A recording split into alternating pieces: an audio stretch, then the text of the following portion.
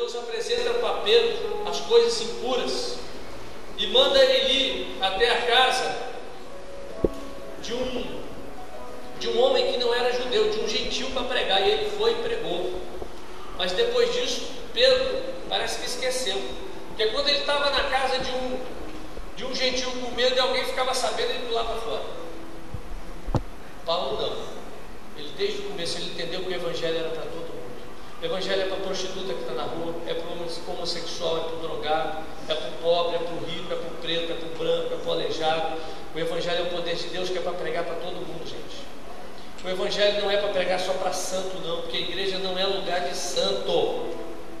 Aqui é a reunião de pessoas que são lavadas pelo sangue de Jesus e que precisam da misericórdia do Senhor. Essa é a igreja.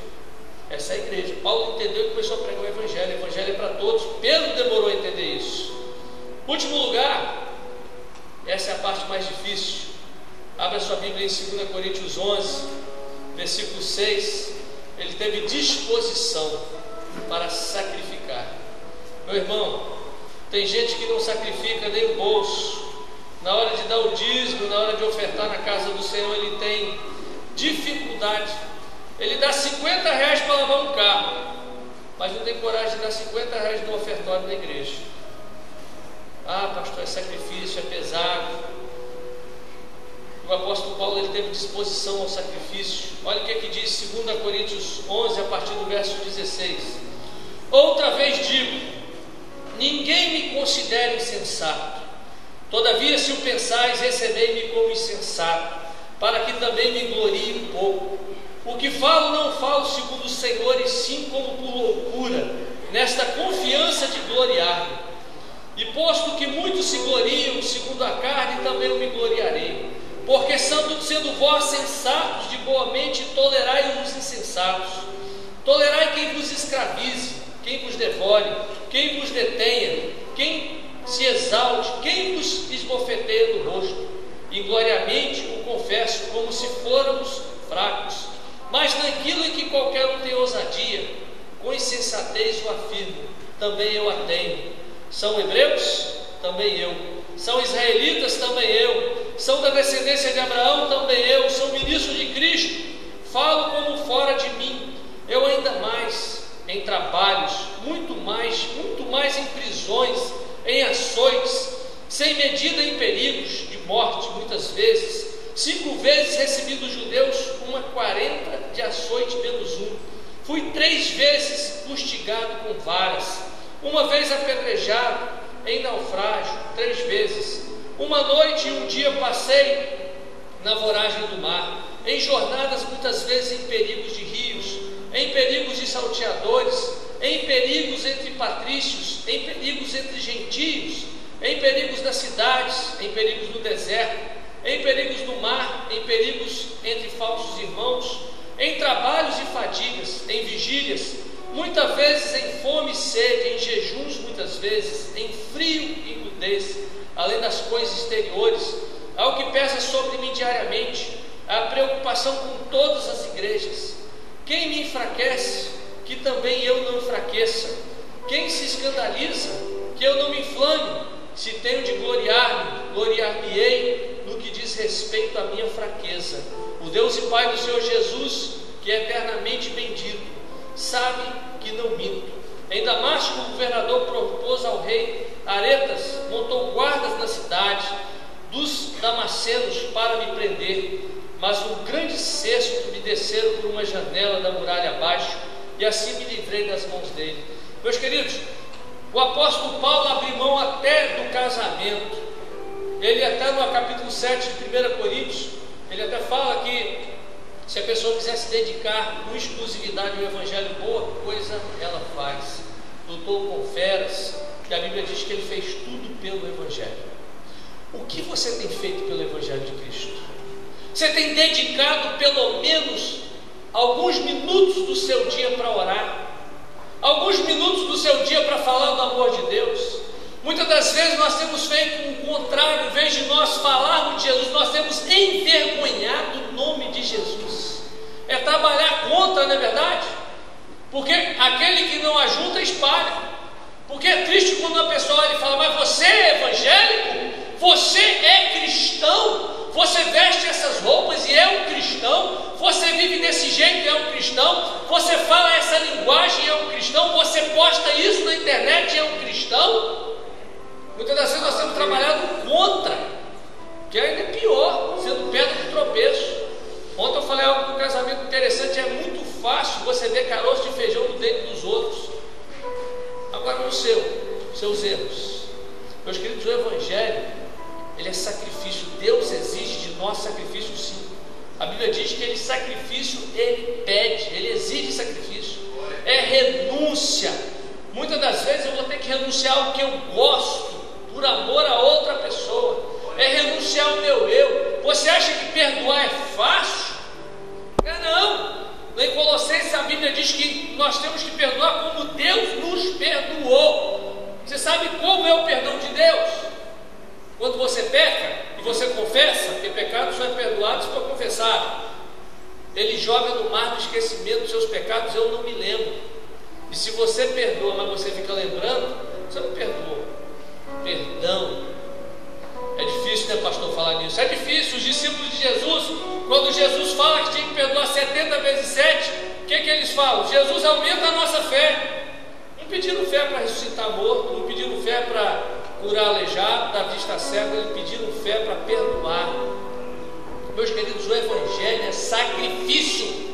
A minha vergonha foi colocada na cruz junto com Cristo. Porque tem gente que fala: mas eu tenho vergonha na cara. Crente não tem vergonha na cara. Mas não, meu irmão, não pode ter. Se você quer fazer o Evangelho, se você quer viver conforme Jesus disse, você não pode ter vergonha mais na cara. Você tem que viver o Evangelho. Paulo, ele foi açoitado, ele foi humilhado, ele foi pisoteado, apedrejado, cuspiram nele, batendo nele com varas. Imagine, apanhar querendo salvar a vida das pessoas, injustamente, porque estava pregando o Evangelho da graça. Traído, que ele diz que várias vezes ele esteve com falsos irmãos. Em Corinto ele dá uma dura no povo, ele lutou pela igreja de Corinto e o pessoal botando ele para trás. E ao final do Evangelho, ele morre só na prisão. E ele termina dizendo: combati o bom combate, guardei a fé. Evangelho é sacrifício, meu irmão. Se você não está disposto a se sacrificar, não tem como você viver o Evangelho. Tem até uma história engraçada. Tinha um cavalo numa fazenda. Esse cavalo nunca tinha sido montado, era arisco. E um dia o dono botou a sela e montou o cavalo, deu um trote e quebrou a pata.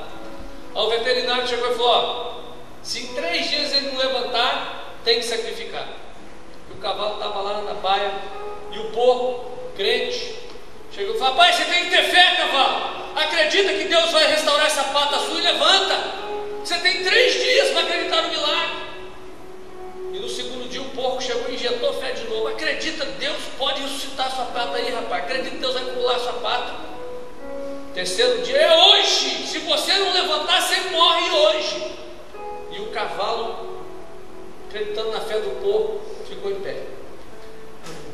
Aí o dono da fazenda: oh, que bom, não perdi o cavalo. Vamos fazer uma festa, vamos matar o porco. Evangelho é sacrifício. Sempre vai ter um sacrifício. Sempre alguém vai ter que ser sacrificado. Mas eu quero ver uma igreja. Eu sonho com uma igreja. Uma igreja onde as pessoas serão tão cheias do Espírito Santo de Deus, meu irmão, que demônio nenhum vai entrar nesse bairro, que a unção vai estar em cada casa, em cada rua desse bairro. Aonde houver um enfermo, vai ter um servo de Deus indo lá ungir para curar. Nas prisões nós teremos jovens pregando, falando do amor de Deus. Nós teremos pessoas orando para ressuscitar mortos. Uma vez uma irmã chegou para mim e falou: pastor, eu envergonhei a igreja, eu estou tão triste. Eu falei: o que houve, minha irmã? Não, é porque lá perto do sítio um jovem morreu afogado, e eu e meu filho, nós chegamos lá e nós, cheios de fé, a gente pediu para o cara e falou assim: deixa a gente orar que ele vai ressuscitar. E nós chegamos lá e oramos em línguas e pulamos e nada acontecia. Aí chegou o bombeiro e o bombeiro sai, para com esse fanatismo, e levou o corpo. E depois as pessoas ficaram comentando, vieram os crentes doidos aqui, ficaram orando, não ressuscitou. Ela, poxa, pastor, eu envergonhei o evangelho. Eu falei, minha irmã, a senhora não envergonhou, não. Seria vergonha se a senhora não fizesse isso, porque o poder de Deus tem que ser exercitado. Se ressuscita ou não, o problema não é nosso. O nosso negócio é acreditar no Deus que pode, é orar pelos enfermos, é usar a autoridade que é o nome de Jesus, é pregar para as pessoas, é falar. Mas pastor, eles não vão acreditar. Não importa, meu irmão, você tem que falar do amor de Deus, você tem que pregar, você tem que crer, porque quem vai fazer a obra é o Espírito Santo de Deus. O seu papel é fazer, seu papel é estar lá. Eu falei, minha irmã, quem sabe, se segurasse mais um minuto o cara ressuscitava, a culpa foi do Monteiro. Mais um minuto o menino ressuscitava, mas faltou fé, não na senhora, faltou neles. Então, meu irmão, eu sonho com essa igreja, eu sonho que essa unção de Deus está vindo sobre as nossas vidas, sobre a vida da igreja, uma unção especial, porque nesse tempo onde nós vivemos num estado que é uma vergonha, começa pelo judiciário, uma vergonha moral, uma corrupção, um estado de decadência moral, num país onde nós vemos a decadência moral no nosso país. Isso está acontecendo no nosso Brasil. Quem vai se levantar para fazer a diferença é a igreja, mas não é a igreja que ficou em Jerusalém, não. É a igreja que foi para Samaria e para a Judéia, a igreja dos loucos. Você quer ser louco para fazer essa obra? Você quer ser louco para fazer isso? Jesus quer você. Ele mandou essa chuva porque ele selecionou o grupo que vinha hoje. É o grupo dos loucos. Esses são os que vieram. E nessa noite ele vai derramar essa unção sobre a sua vida. Essa unção de loucura, de autoridade, essa unção de poder. Se você tem vergonha de falar, o Espírito Santo vai te usar no nome de Deus. Se você é gago, Deus vai botar palavra na sua boca, não importa. Se você é tímido, Deus vai tirar a timidez. Deus vai te usar. Ele vai usar a sua vida, vai usar a vida da sua família. Você vai profetizar, você vai fazer a coisa acontecer. Deus vai usar você. Então fique de pé que nós vamos orar agora. E eu queria fazer algo profético. Você que quer, sai do seu lugar, vem aqui à frente. Pastor, eu quero ser usado por Deus. Eu quero ver o milagre acontecendo. Eu quero. Talvez você não sinta autoridade na sua mão. Talvez você se sinta indigno por causa do pecado. Mas, meu irmão, o sangue de Jesus nos limpa de todo pecado. Pecado confessado é pecado perdoado. Confessou, Jesus te perdoa, te limpa, te prepara. Quem fica no passado não faz a obra de Deus. Paulo, olha só um exemplo. O apóstolo Paulo,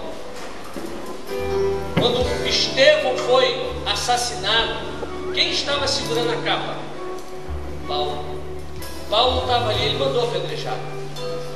Era um homicida. O apóstolo Paulo diz assim: esquecendo-me das coisas que para trás ficam. O apóstolo Paulo não ficou vivendo do passado. Se ele ficasse vivendo do passado, ele ia ficar falando: poxa, eu nunca vou ter a unção de Pedro, nunca as pessoas serão curadas simplesmente pela sombra. Deus usou ele, era curado até com lenço. Se ele ficasse preso no passado, meu irmão, ele não teria anunciado o Evangelho aos gentios. Talvez eu e você ainda não conhecêssemos a graça de Jesus. Se você ficar preso ao seu passado, seu futuro não vai realmente ter direção. Então Deus quer trabalhar com aqueles que entenderam que podem fazer diferença nessa geração. Jesus pega o seu passado e transforma e te projeta para o futuro. Nós vamos orar e ministrar essa unção sobre a sua vida. Uma unção de conquista. E você vai começar onde você está, na sua faculdade, no seu trabalho, na sua casa, na sua família. Você vai ser igreja, você vai abrir igreja, você vai abrir igrejas. Pastor, eu tenho que botar o nome Getsemane. Meu irmão, a igreja do Senhor não tem nome. A igreja do Senhor não tem nome. Não é Getsemane o nome da igreja. Se fosse ter nome, seria Jesus ou Emanuel. Não tem nome. É a igreja que se reúne na sua casa, no seu trabalho. Você pode falar, ó, a minha igreja reúne na faculdade às 8h30 na hora do recreio. São 15 minutos de culto. Isso é a igreja. A minha igreja reúne no meu local de trabalho, na hora do almoço, meia hora.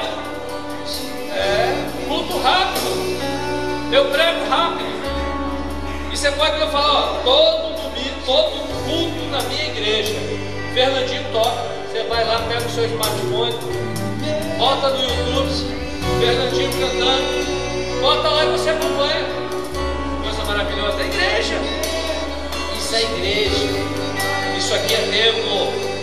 E Deus quer te usar, meu irmão, para mudar a história de Vitória, a história da Grande Goiabeiras, onde jovens vêm sendo ceifados dia a dia desse estado.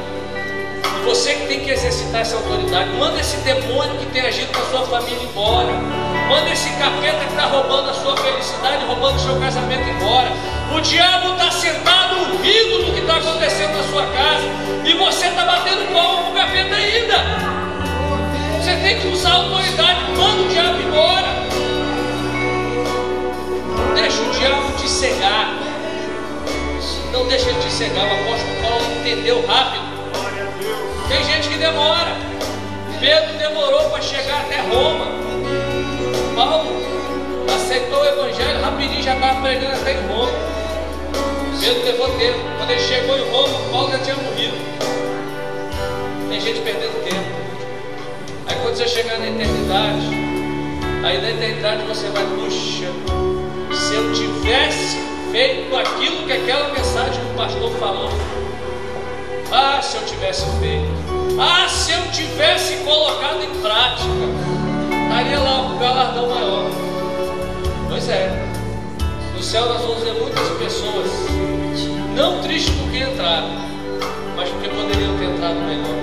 E nós vamos ver pastores, nós vamos ver homens de títulos na igreja, nós vamos ver levitas, pessoas que poderiam ter entrado melhor, mas não entraram, porque acharam que já estavam fazendo muito. Meu irmão, o evangelho é sacrifício, é sacrificar seu gosto, é sacrificar o seu ego, é sacrifício. Vamos orar. Senhor, nós queremos te agradecer pelo sacrifício da cruz, Pai. E, ó Pai, muitos que vieram aqui entenderam o sacrifício da cruz. Muitos entenderam, ó Pai, o que aconteceu há 2000 anos atrás. Ó Pai, nós queremos a mesma unção, a unção dos apóstolos, porque a Tua palavra diz que o Senhor nos fez sacerdotes e reis, Pai.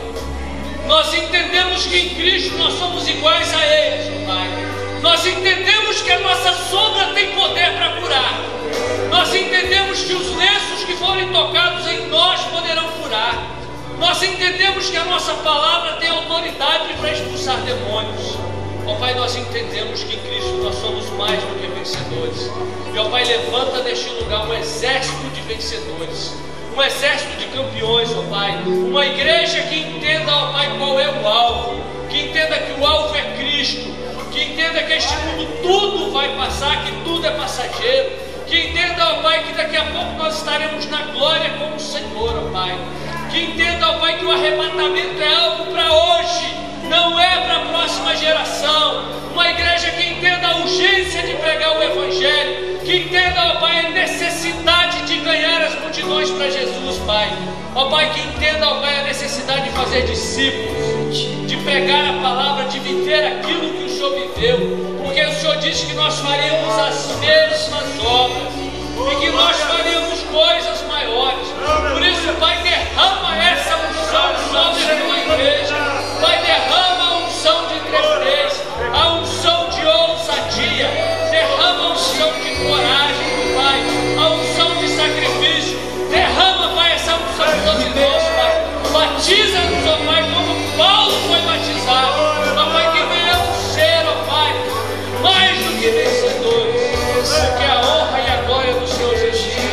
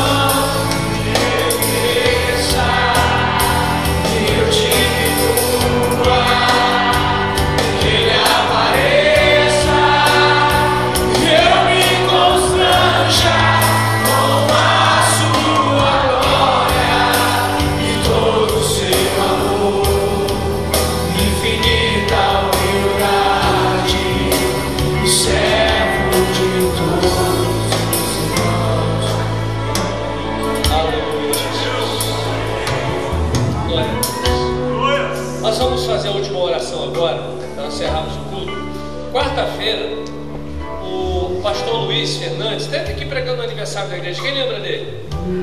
Aquele cara fortinho, parece um pouco com a Leia, uma unção. Ele ficou de confirmar, porque na quinta ele vai estar por aqui, então eu pedi para ele vir na quarta. Então possivelmente ele vai estar conosco, não falta confirmar ainda, mas é uma palavra muito poderosa, meu irmão. Então quarta-feira não perde muito não. Você que está na célula, você que é líder de célula, venha, que vai ser uma palavra para os vencedores.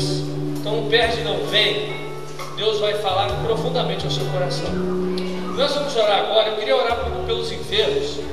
A irmã Fernanda passou mal essa madrugada, foi até para o hospital, e lembra dela em oração.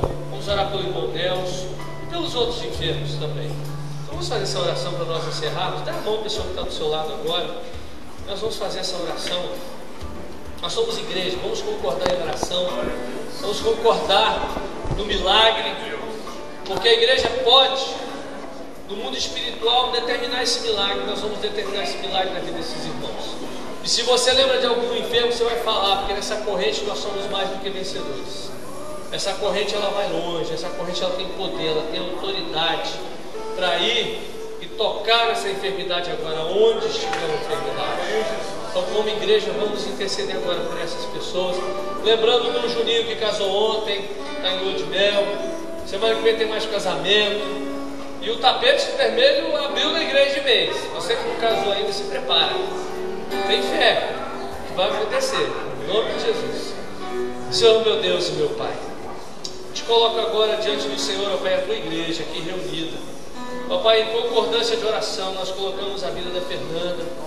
O Senhor sabe a enfermidade que está sobre o corpo dela, e nós determinamos agora, ó Pai, no nome de Jesus, que essa enfermidade saia do corpo dela. Toda enfermidade deixe o corpo físico dela, onde ela está agora, Pai. Ó Pai, a sombra de Pedro curava, o lenço de Paulo curava, e ó Pai, as nossas palavras têm poder, e nós cremos nisso. Por isso toca, restaura sangue, restaura órgãos, no nome de Jesus, que soma caroço, tudo, ó Pai, que ela possa, ó Pai, testemunhar o milagre do Senhor. Ó Pai, visita o irmão Nelson, restaura por completo a saúde dele.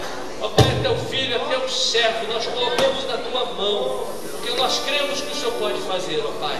E ó Pai, cada enfermo que está sendo lembrado agora, enfermos espirituais, enfermos físicos, emocionais, restaura, cura, porque a glória é tua, Jesus. Ó Pai, dê uma semana próspera ao teu povo, abre portas, surpreenda a tua igreja, porque a honra e a glória é do Senhor Jesus Cristo. Amém. Então, um abraço de pelo menos 5 pessoas. Que Deus te abençoe no nome de Jesus.